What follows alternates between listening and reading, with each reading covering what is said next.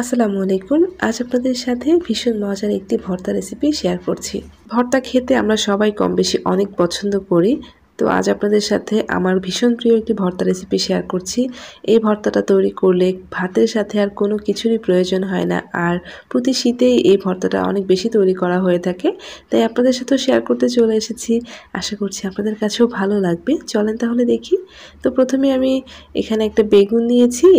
একটা বড় সাইজের গোল বেগুন বা তাল বেগুন সেটা নিয়েছি, দুটো টমেটো নিয়েছি, একটা বড় সাইজের রসুন আর কয়েকটা কাঁচামরিচ নিয়েছি। আর লাগছে সর্ষের তেল। আমি সর্ষের তেলটা এভাবে ব্রাশ দিয়ে পুরো বেগুনের গায়ের মধ্যে লাগিয়ে দিচ্ছি। আপনারা চাইলে হাত দিয়ে তেলটা বেগুনের গায়ের মধ্যে লাগিয়ে দিতে পারেন। তো বেগুন, টমেটো সব কিছুর মধ্যেই আমি এই তেলটা লাগিয়ে দিব, কারণে ভর্তার ফ্লেভারটা অনেক বেশি ভালো হবে। আর এগুলো যখন আমি চুলার মধ্যে পুড়ে নিব তখন উপর দিকটা অনেক সুন্দরভাবে পোড়া হবে। তাই অবশ্যই এভাবে একটু তেল ব্রাশ করে নেবেন। আর আমি দেখতে পাচ্ছেন টমেটো কিন্তু দুটো ছোট সাইজের দিয়েছি। আর রসুন পুরো একটা রসুনের গায়ের মধ্যেও একটু তেল ব্রাশ করে দিলাম। আর বেগুন কিন্তু বড় সাইজে দিয়েছি, মানে বেগুনটা বেশি দিতে হবে টমেটোর তুলনায়, টমেটোর পরিমাণটা একটু কম দিতে হবে। এখন আমি একটা এরকম কাবাব কাঠি বা সাসলিকের কাঠির মধ্যে এই কাঁচামরিচগুলোকে এভাবে সেট করে নিয়েছি। তারপর এগুলোর উপরেও তেল ব্রাশ করে দিচ্ছি। এভাবে তেল লাগিয়ে নিলে ভর্তার ফ্লেভার অনেক বেশি ভালো হয়। এইভাবে দিলে হবে কি, কাঁচামরিচগুলো পুড়ে নিতে সুবিধা হবে। টমেটোটাকেও আমি সেমভাবে সাসলিক কাঠির মধ্যে ভরিয়ে দিলাম। এখন আমি চুলায় চলে যাচ্ছি। তো চুলায় আমি এরকম একটা গ্রিলার বসিয়ে দিয়েছি। গ্রিলারের উপরেও একটু তেল ব্রাশ করে দিচ্ছি। তারপর চুলাটাকে অন করে দিলাম। এরপর আমি চুলার আঁচটাকে একদম কমিয়ে দিয়ে যে বেগুনের মধ্যে তেল ব্রাশ করে নিয়েছি সেই বেগুনটা প্রথমেই দিলাম। তারপর এক এক করে সব কিছুই এর উপরে দিয়ে দিব। আর চুলার আঁচটাকে লোতে রেখে আমি এগুলোকে পুড়ে নিব। রসুনটাকেও এদের মাঝখানে দিয়ে দিলাম। এখন উল্টে পাল্টে যতক্ষণ না বেগুন, টমেটো, রসুন সব সিদ্ধ হচ্ছে ততক্ষণ পর্যন্ত পুড়ে নিব। আর এগুলোকে একটু পরপর উল্টে পাল্টে দিতে হবে। মরিচগুলো পুড়তে খুব বেশি সময় লাগে না, কিছুক্ষণের মধ্যে দেখবেন যে মরিচগুলো একটু পোড়া পোড়া হয়ে আসবে আর তখনই নামিয়ে নিতে হবে। মরিচগুলোকে অতিরিক্ত পুড়ে ফেলবেন না। দেখেন রসুনটা কি সুন্দর একটা পোড়া পোড়া ভাব চলে এসেছে। এই আস্তে আস্তে এগুলো সব সিদ্ধ হয়ে যাবে। আর মরিচটাকে আমি একটু পুড়ে নিয়ে নামিয়ে নিচ্ছি। খুব বেশি বার্ন করলে কিন্তু মরিচটা খেতে ভালো লাগবে না। তাই মরিচটা যখন হালকা হালকা একটু পোড়া পোড়া শুরু হয়ে যাবে তখনই মরিচগুলোকে নামিয়ে নিতে হবে। ঠিক এরকম হতে হবে। আর এগুলো এখনও সিদ্ধ হয়নি, তাই আমি এগুলোকে উল্টে পাল্টে সিদ্ধ করে নিচ্ছি। আর এই দেখেন রসুনটা কিন্তু সিদ্ধ হয়ে এসেছে। এখন আমি রসুনটাকে নামিয়ে নিব। রসুনটা যখন সিদ্ধ হয়ে যাবে তখন রসুনটাকে চুলার উপর থেকে সরিয়ে ফেলতে হবে। আর এদিকে টমেটোটাও প্রায় সিদ্ধ হয়ে গিয়েছে। আর একটু উল্টে পাল্টে আমি খুব ভালোভাবে এটাকে সিদ্ধ করে নিচ্ছি। বেগুনটা সিদ্ধ হতে একটু সময় লাগে। হাত দিয়ে এরকম চাপ দিয়ে দেখবেন যে নরম হয়ে যাচ্ছে ভিতরের দিকে, তাহলে বুঝতে পারবেন যে এটা খুব ভালোভাবে সিদ্ধ হচ্ছে। তো চতুর্দিকে একটু উল্টে পাল্টে এগুলোকে সিদ্ধ করে নিতে হবে, তাহলে কিন্তু এগুলো পারফেক্টভাবে সিদ্ধ হবে। টমেটো দুটো হয়ে গিয়েছে, আমি টমেটো দুটোকে নামিয়ে নিচ্ছি। অবশ্যই নামানোর আগে দেখে নেবেন যে খুব ভালোভাবে সিদ্ধ হয়েছে কিনা। বেগুনটা প্রায় হয়ে এসেছে, উপরের দিকে একটু আমি পুড়ে নিব, এতে করে উপরের দিকটা ভালোভাবে সিদ্ধ হয়ে যাবে। তো এভাবে উল্টে পাল্টে দিয়ে আমি সব কিছুকে খুব ভালো করে পুড়ে নিয়েছি। আর এই পোড়ার ফ্লেভারটা এত সুন্দর। তো বেগুন পোড়ার ভর্তার উপরে আর কোনো ভর্তে আসলে হয় না, এর ফ্লেভার এতটাই দারুণ হয়ে থাকে। তো আমি সবগুলো একটা প্লেটে নামিয়ে নিয়েছি। আর আমি রসুনটা আপনাদের দেখাচ্ছি রসুনটা কতটা ভালোভাবে সিদ্ধ হয়েছে। উপরের খোসাটাকে এখন ছড়িয়ে ফেলছি। চুলার আঁচটা কমিয়ে দিয়ে এগুলোকে পুড়ে নেবেন, তাহলে দেখবেন যে খুব ভালোভাবে সিদ্ধ হয়ে গিয়েছে। দেখেন রসুনটা ভিতরে একদম নরম হয়ে গিয়েছে। এই রসুন পোড়ার ফ্লেভারও কিন্তু দুর্দান্ত। রসুন, মরিচ এগুলো পুড়ে নেওয়ার পর এত সুন্দর একটা ফ্লেভার হয়। তো আমি এগুলোর কাঠিগুলোকে সরিয়ে ফেলছি।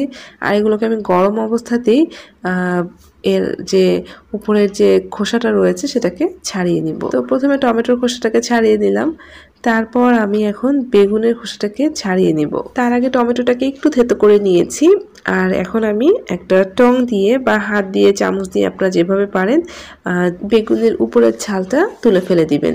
যেহেতু আমি তেল ব্রাশ করে বেগুনটাকে পুড়ে নিয়েছি, এ কারণে উপরের ছালটা এমনি একটু আলাদা হয়ে গিয়েছে, আর পুড়ে নেবার পর এগুলো এমনিতেও আলাদা হয়ে যায়, তাই খুব সহজে ছালটাকে সরিয়ে নেওয়া যায়। তো বেগুনের ছালটা আমি খুব ভালো করে সরিয়ে নিলাম। আর এখন দেখেন বেগুনের ভিতরটা দেখাচ্ছি, কত সুন্দরভাবে নরম হয়ে সিদ্ধ হয়ে গিয়েছে। আচ্ছা, বেগুনটা যখন পোড়াবেন অবশ্যই বেগুনটাকে ভালোভাবে চেক করে নেবেন যে এর মধ্যে কোনো ধরনের পোকা, ছিদ্র, ফুটা কিছু আছে কিনা। আর অবশ্যই যখন সিদ্ধ হওয়ার পর বেগুনটাকে এভাবে খুলে নেবেন তখন অবশ্যই দেখবেন ভিতরে কোনো ধরনের সমস্যা আছে কিনা। বেগুনটা যাতে একদম ফ্রেশ হয় সেটা লক্ষ্য রেখে বেগুন ভর্তাটা তৈরি করবেন। আর আমি দেখেন বেগুনের উপরের মাথাটা ফেলে দিচ্ছি আর খুব ভালো করে সিদ্ধ বেগুনটাকে সেট করে নিলাম। একটা সাইডে সব রেখে দিচ্ছি, এখানে আর কোনো ধরনের ছাল নেই। তো সবকিছু নেওয়া হয়ে গিয়েছে, এখন আমি রসুনের যে কোয়াগুলো রয়েছে সেগুলোকে ছাড়িয়ে নিব। দেখেন কত সুন্দরভাবে সফট হয়ে গিয়েছে, এটা খেতে এত মজা হয়। সবকিছু যেহেতু পুড়ে নেওয়া হয়েছে এর ফ্লেভারটা অসাধারণ হয়। আমরা যেমন বারবিকিউ খেতে অনেক বেশি পছন্দ করি, কারণ বারবিকিউর ফ্লেভারটা অনেক ভালো লাগে। এটাও ঠিক তেমনই, সবজির বারবিকিউ বলা চলে, খেতে খুবই মজা। আমি প্রত্যেকটা রসুনের কোয়া এভাবে ছাড়িয়ে নিচ্ছি। তো পুরো কাঁচামরিচটাকেও আমি একটা জায়গায় নিয়ে আসলাম, আর এদিকে আমি টমেটোটাকে একটু সফট করে নিচ্ছি। দেখেন খুব ভালোভাবে সিদ্ধ হয়েছে। তো এগুলো একটা জায়গায় থাক, একটা সাইড করে দিলাম।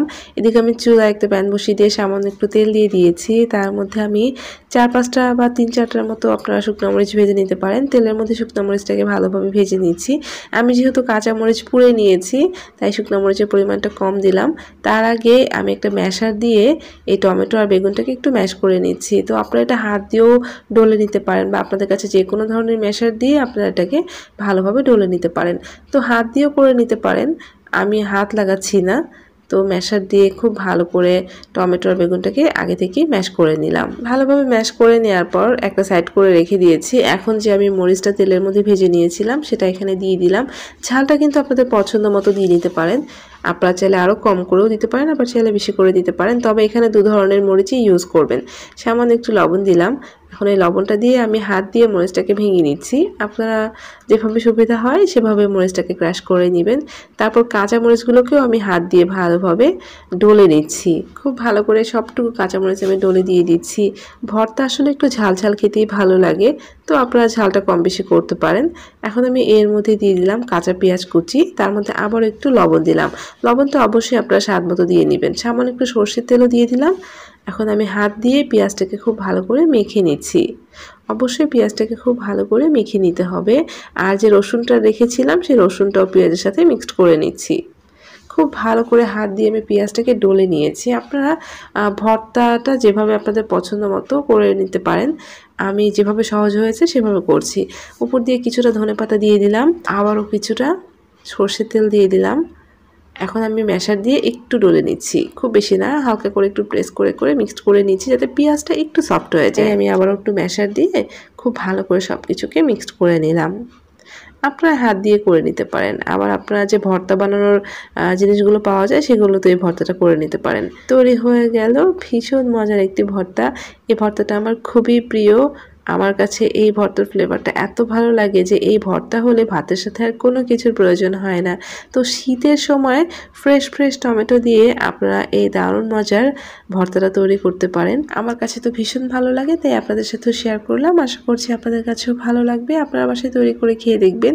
ভালো লাগলে অবশ্যই রেসিপিটাতে একটা লাইক দিয়ে যাবেন, আর তার সাথে চ্যানেলটাকে সাবস্ক্রাইব করে প্লিজ আমার সাথেই থাকবেন। সবাই ভালো থাকবেন। আল্লাহ হাফেজ।